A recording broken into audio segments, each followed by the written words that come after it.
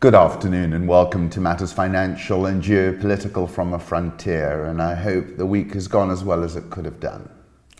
Let me start with an article that was published in the Africa Report. That's the first link on Rich Wrap-Ups.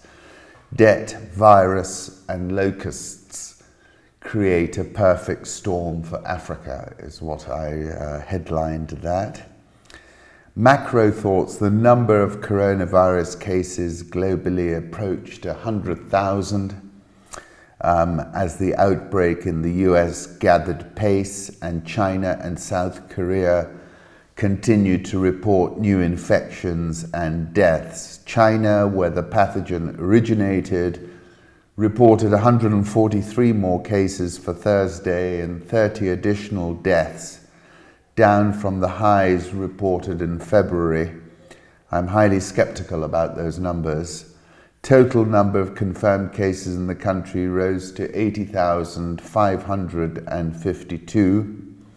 South Korea confirmed 518 new infections for a total of 6,284, and said the death toll rose to 42. Most of the infections still are in the southern city of Daegu. Global cases 97,866, death toll 3,383.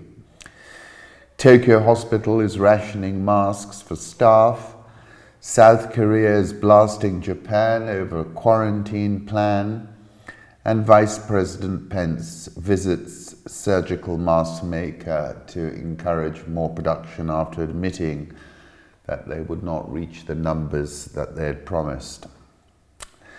So as I wrote on the 24th of February, what is absolutely clear now is that we're dealing with a virus that has turned exponential and non-linear and is a pandemic.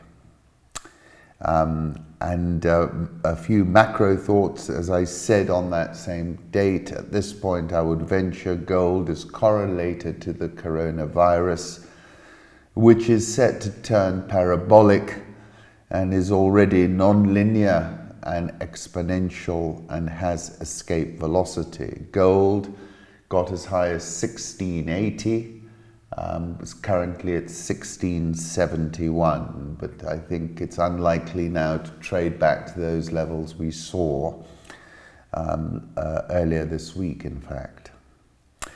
Tabby Costa, who's been a big gold bull, all unfolding, stocks collapsing, gold rising, renminbi devaluing. I haven't been paying attention to that. 694.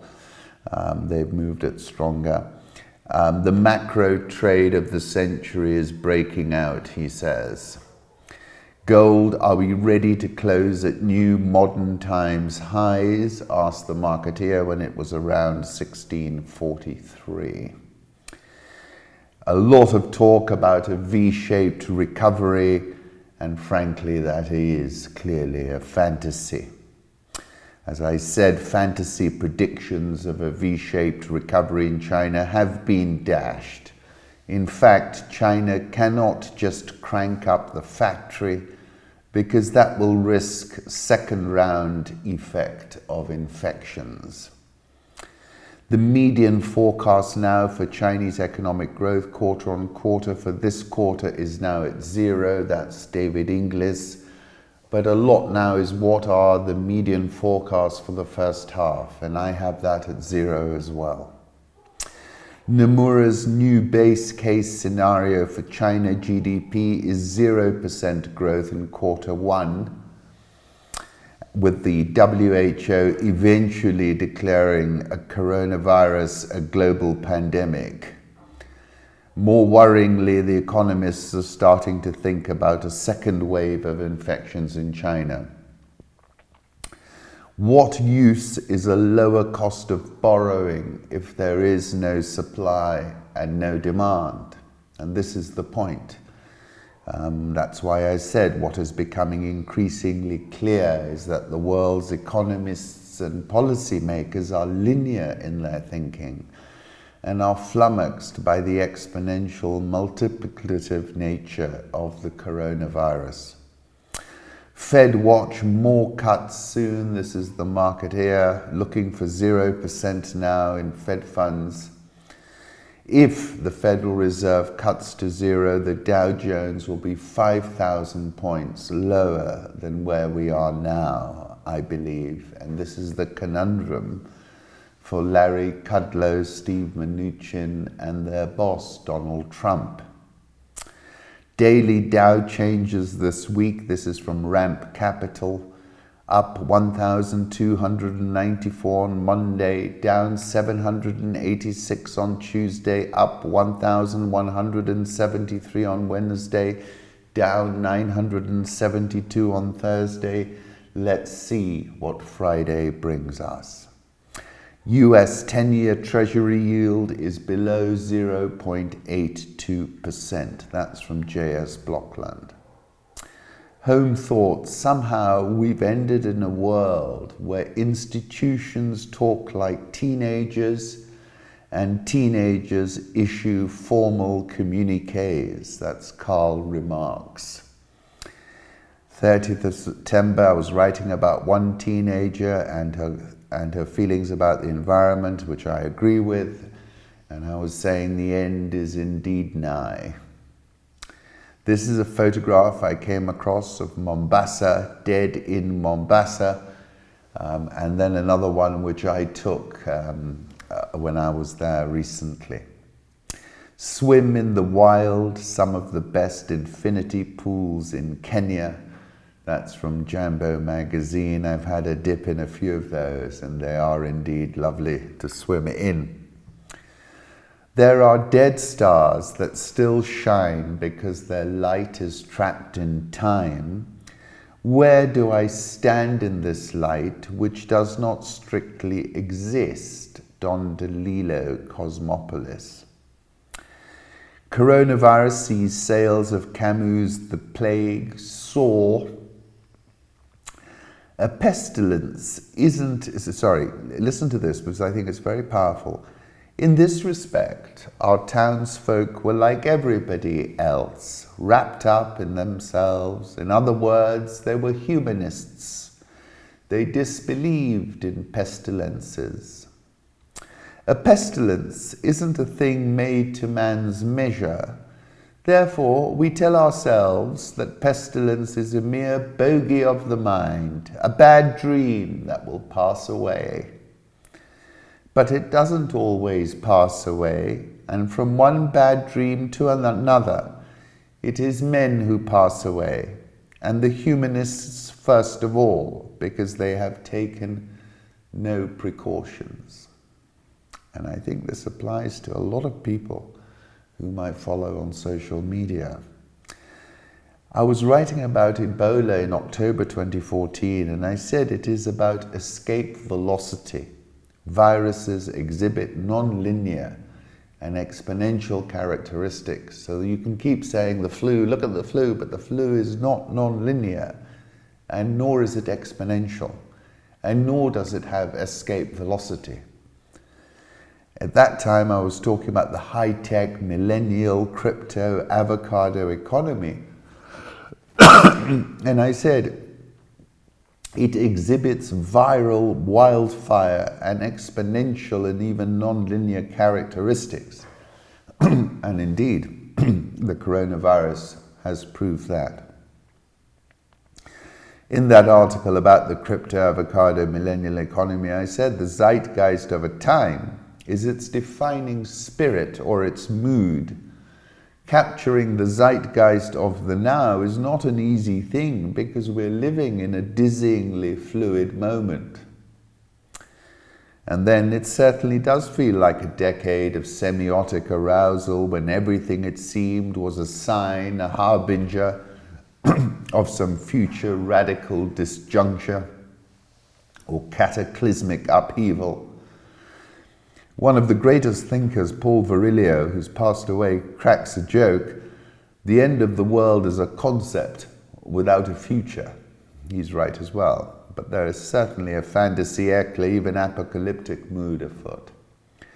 The New Yorker, How Pandemics Change History, in his new book, Epidemics in Society, From the Black Death to the Present, Frank M. Snowden, a professor emeritus of history and the history of medicine at Yale, examines the ways in which disease outbreaks have shaped politics, crushed revolutions, and entrenched racial and economic discrimination.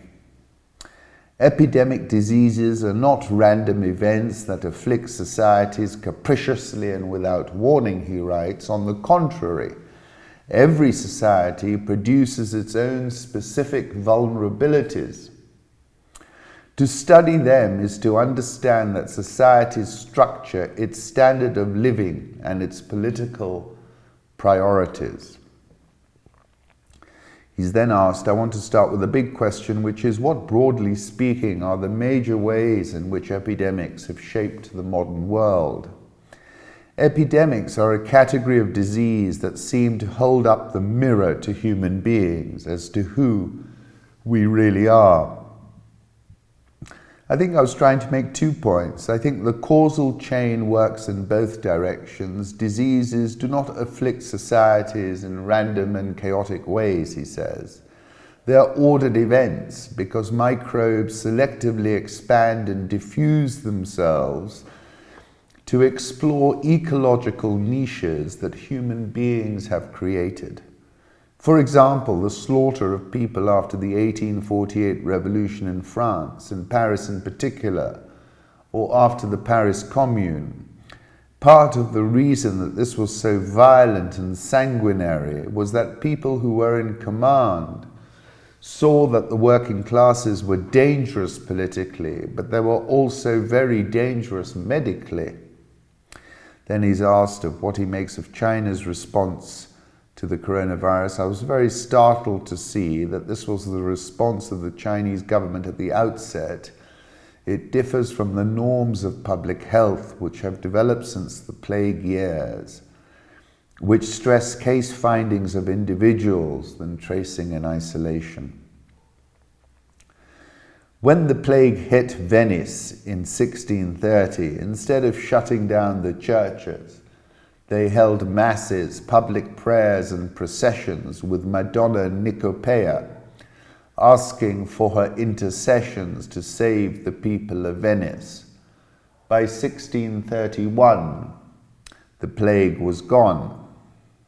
Yes, but by 1631, the plague in Venice was gone. You left out, though, that that was only after losing 33% of its population in 1 year. 46,000 dead out of a population of 140,000. You might like to consider that. Gwadar. Political reflections. North Korea's Kim expressed concern about Moon's health. Yonhap citing Blue House. Cheeky. Best thing for me from the Moscow meeting between Erdogan and Putin was the Turkish delegation in front of Putin and standing under the statue of Catherine the Great, who defeated the Turks several times during the 18th century. That's quite funny.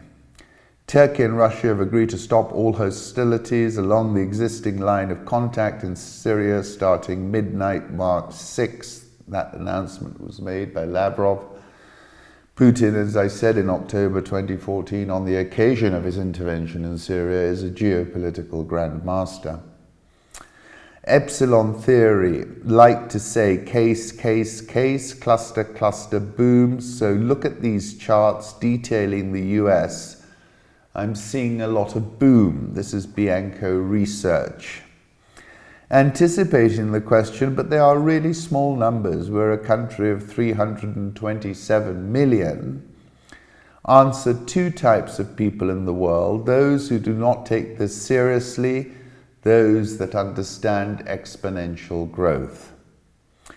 Again, returning to Camus, in this respect, our townsfolk were like everybody else, wrapped up in themselves. In other words, they were humanists. They disbelieved in pestilences. A pestilence isn't a thing made to man's measure. Therefore, we tell ourselves that pestilence is a mere bogey of the mind, a bad dream that will pass away. But it doesn't always pass away from one bad dream to another. It is men who pass away, and the humanists first of all, because they have taken no precautions. Singapore, the coronavirus spreading around the world from China is starting to look like a global pandemic, said Singapore's Minister Lawrence Wong, who co-heads country's virus-fighting task force, that's Rover 829. And as I said on the 24th of February, what is absolutely clear now is that we're dealing with a virus that has turned exponential and non-linear and is a pandemic. Breaking by a 20-point margin, Americans say Trump's handling of the coronavirus makes them less likely to vote for him. And that's what I was describing when I said a non-linear and exponential virus represents the greatest risk to a control machine in point of fact. Mike Bloomberg put out a video, "We're not done with you yet, Donald." And I responded, "Dear Mike, it's a virucide. And basically, the virus will not bend to his whole the reality that he created around him and then forced upon so many people because in part of his ability to broadcast over the top. But the virus takes no prisoners." Malcolm Gladwell, "The tipping point moment in an epidemic when a virus reaches critical mass. It's the boiling point, it's the moment on the graph when the line starts to shoot straight upwards.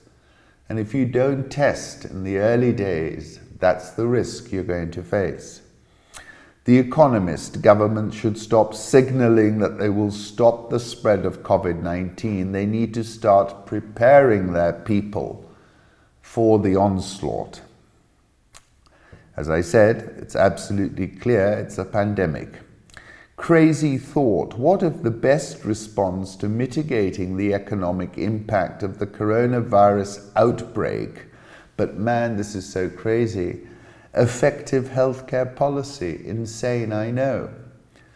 And she's absolutely correct, and that's why I was critiquing some of our policymakers. I was quoting Taleb, "They are born, put in a box, they go home to live in a box. They study by ticking boxes. They go to what is called work in a box, where they sit in their cubicle box. They drive to the grocery store in a box to buy food in a box. They talk about thinking outside the box, and when they die, they are put in a box. The greatest shortcoming of the human race is our inability to understand the exponential function." And as I said on the 24th of February, the viral moment has arrived. Now, let me just touch on this issue, which I've touched on a few times, and in that article, The Origins of the Virus. One mystery about COVID-19 are the two genetic insertions highlighted in the red box that started the rumors of bioengineering. That's Dave Greenwich, 57. Chinese scientists learnt in 2015 just two insertions from bats on a coronavirus will change MERS and SARS from harmless into deadly pathogens. That's why in that article, The Origin of the Coronavirus, I quoted Don DeLillo. There's always more to it. This is what history consists of. It is the sum total of the things they aren't telling us. Then Scott Burke, 777, what are the odds that a SARS-like coronavirus with overlapping genetics from HIV mutated and crossed over into humans next door to a laboratory which had been enhancing coronavirus with HIV for over a decade? And conversely, what are the odds it leaked out of the laboratory? If they can get you asking the wrong questions, they don't have to worry about the answers, Thomas Pynchon. They decided to create a pseudovirus where they essentially put a SARS-like COV in an HIV envelope. Burrows, a paranoid is someone who knows a little of what's going on. So as we know, the coronavirus is far more likely than SARS to bond to human cells due to HIV-like mutations, various scientists have said. A study by French scientist Etienne de Crowley at Aix-Marseille University, which was published in the scientific journal Antiviral Research on February 10, also found a furin-like cleavage site that is absent in similar coronaviruses. It's essentially using the packing mechanisms of other viruses such as HIV. 16th Feb, I said viruses exhibit non-linear and exponential characteristics, and I also wrote an article on the 3rd of February. Let's move on to the international markets, where the dollar has been sold down aggressively. The euro dollar's at 122.26, dollar index 96.614, Japanese yen 105.90, Swiss franc 0.9458, the pound 129.70, the Australian dollar 0.6617, India rupee 73.6625, that might be a record low, South Korean won 11.9041, Brazilian real 460.72, record low, Egyptian pound 15.6344, South African rand 15.6344. Dollar index 96.614. It continues to be sold down as market reprices interest rate expectations. Euro dollar, where I'm more worried about the economy than I am in the US, was last at 122.26. Crude oil, $45.63, but headed towards 40. Emerging markets, I've written about the China emerging markets frontier feedback loop phenomenon. And I said the phenomenon was positive for the last 2 decades, but has now undergone a trend reversal. The fallout is being experienced as far away as Germany. And I said the rand is the purest proxy for this phenomenon. And also, the Brazilian real is another proxy, which is down 13% this year. This chart is from Jamie at Reuters.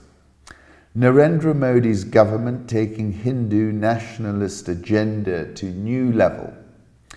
India has suffered the biggest decline in civil and political liberties among the world's largest democracies as Prime Minister Modi's government takes its Hindu nationalist agenda to a new level, a new report has found.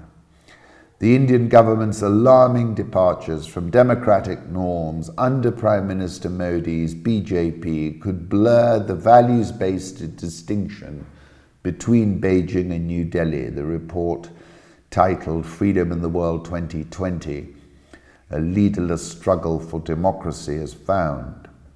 The Citizenship Amendment Act, which was passed by an overwhelming majority in India's parliament on December 11, is one of the series of moves the Freedom House cites as harmful to India's Muslims, who constitute some 14% of its nearly 1.3 billion population. These 3 actions have shaken the rule of law in India and threatened the secular and inclusive nature of its political system, Freedom House. Country slipped 4 spots on the report's global ranking to number 71. The rankings do not include the Indian-controlled portion of the Himalayan Kashmir region, which the report ranks much lower. In this photograph, you see a Hindu flag flying on a minaret of a mosque that was burnt during clashes over the new citizenship law in Delhi. And then you see a hoarding proclaiming that all opposers of the CAA, NRC, and NPR are anti-nationals, traitors, and terrorists hiding in the country. I wrote about this in an article in which I called it the politics of ethnocratic nationalism. I read a fantastic article, Dexter Filkins ran at Ayu Blood and Soil in Narendra Modi's India, well worth looking, describing the riots in Gujarat. As the riots accelerated, Modi became invisible. No sectarian riot ever happens in India unless the government wants it, Amanda told me. This was a state-sponsored massacre. Amit Shah, Modi's deputy, told a group of election workers that the party's social media networks were an unstoppable force. Do you understand what I'm saying? He said. We're capable of delivering any message we want to the public, whether sweet or sour, true or fake. And then there is a tremendous article, Arundhati Roy, The Graveyard Talks Back, Fiction in the Time of Fake News in the Caravan India. Fake news is the skeletal structure, the scaffolding over which the specious wrath that fuels fascism drapes itself. The foundation on which that scaffolding rests is fake history, possibly the oldest form of fake news. Graveyards in India are, for the most part, Muslim graveyards because Christians make up a minuscule part of the population, and as you know, Hindus and most other communities cremate their dead. The Muslim graveyard, the Qabristan, has always loomed large in the rhetoric and imagination of Hindu nationalists. And I can't pronounce it. Only one place for the Mussulman, the graveyard of Pakistan, is among the more frequent war cries of the murderous sword-wielding militias and vigilante mobs that have overrun India's streets. I will speak today about the Muslim graveyard, the Qabristan, as the new ghetto, literally as well as metaphorically, of the new Hindu India. The other, the ethereally beautiful valley of Kashmir, which is now, after 30 years of war, covered with graveyards, and in this way has become metaphorically almost a graveyard itself. So a graveyard covered by the Jannat guest house and a Jannat covered with graveyards. Today marks the 193rd day of the Indian government shutdown of the internet in Kashmir. Let me spend a moment on the subtitle of my talk, Fiction in the Time of Fake News. Fake news is at least as old as fiction is, and of course both can often be the same thing. Fake news is the skeletal structure, the scaffolding over which the specious wrath that fuels fascism drapes itself. The foundation on which that scaffolding rests is fake history, possibly the oldest form of fake news, the history being peddled by the Hindu nationalists, that hackneyed tale of spurious valor and exaggerated victimhood in which history is turned into mythology and mythology into history, has been very ably perforated and demolished by serious scholars. But the tale was never meant for serious scholars. It is meant for an audience that few serious scholars can hope to reach. While we laugh in derision, it is spreading like an epidemic and blossoming in the popular imagination like a brain-deadening malignancy. Oof.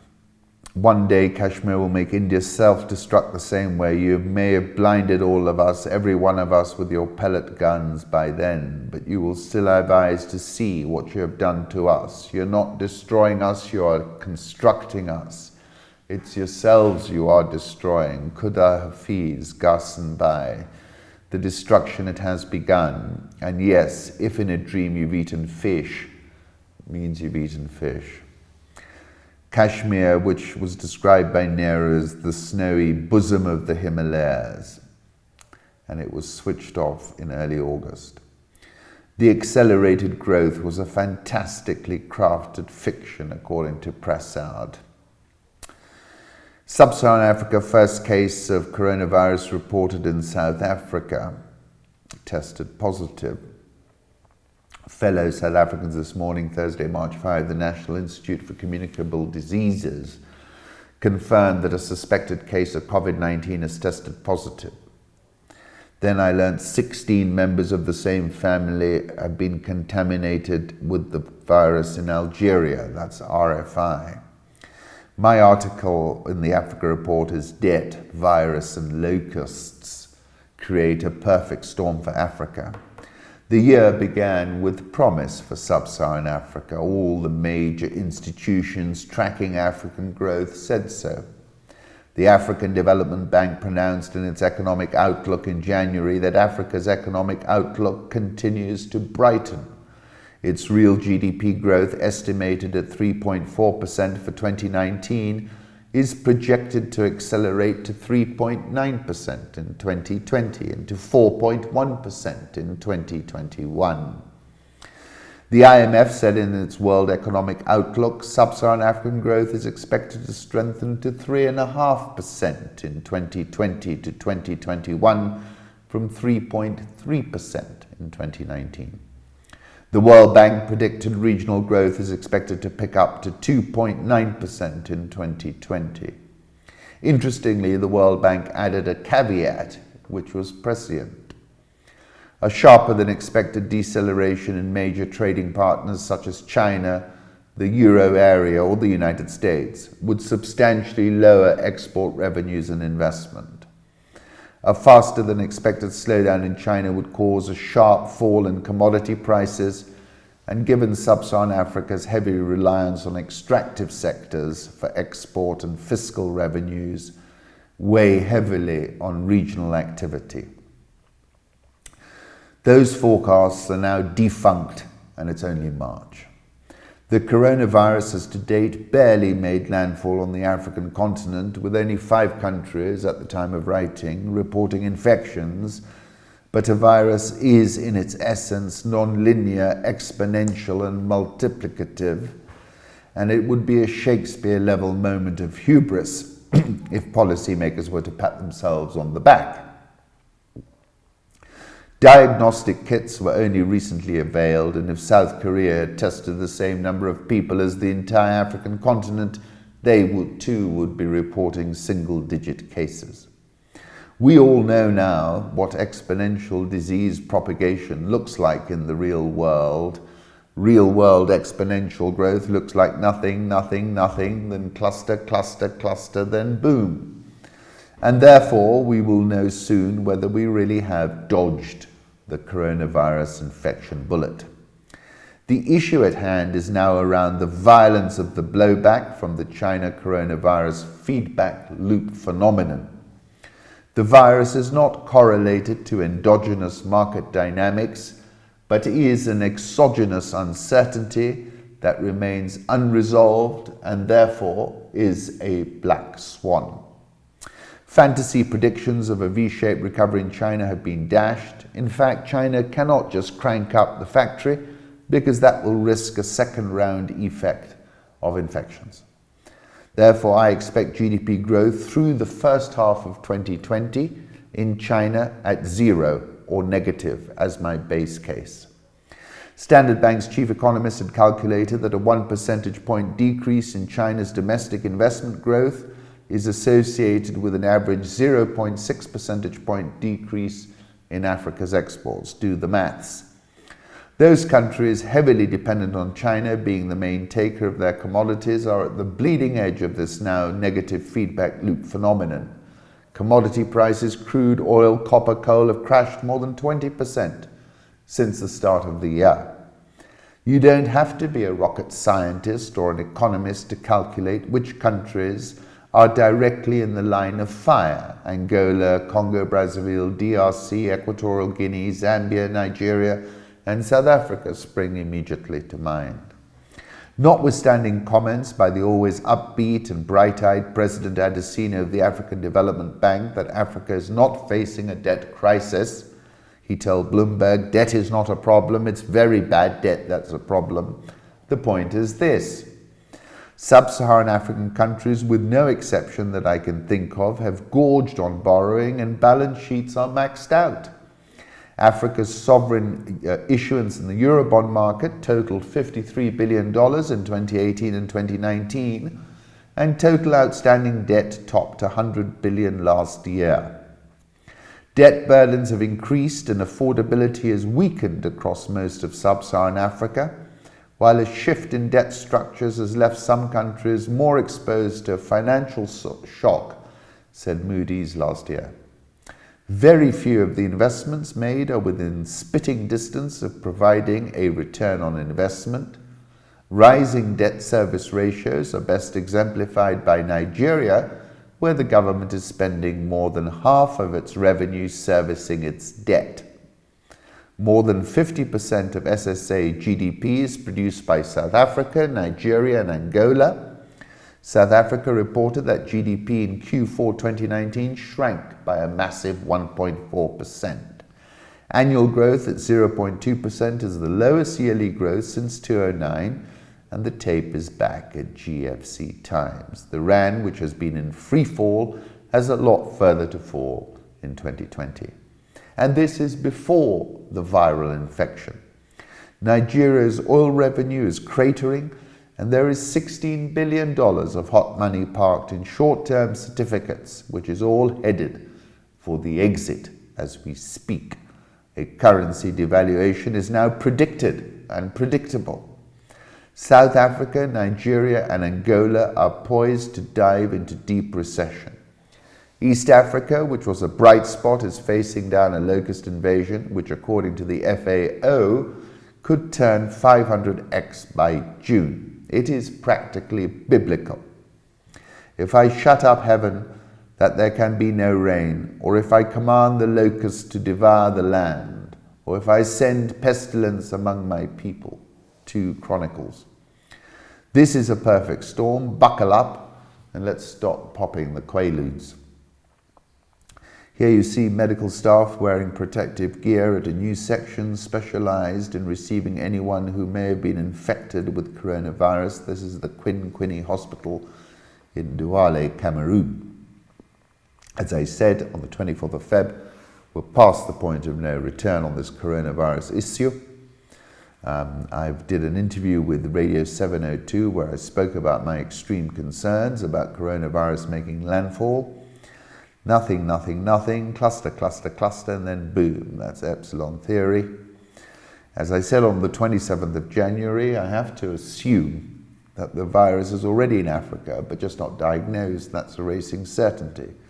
According to the information I have, Ethiopia, for example, has so far tested 23 cases. On average, 1,500 passengers per day arrive from China and Ethiopia. South African All Shares down 7.27% year to date. Dollar Rand 15.655. As I said, it's the purest proxy. Egyptian Pound 15.64. EGX 30 down 11.56% year to date. Nigerian All Share down 1.46% year to date. Ghana Stock Exchange down 3.06% year to date. Ivory Coast's Ouattara says he won't run for re-election. He would not stand for re-election in October, ending speculation about his political future. There's a short address he made to the parliament, which he posted on social media.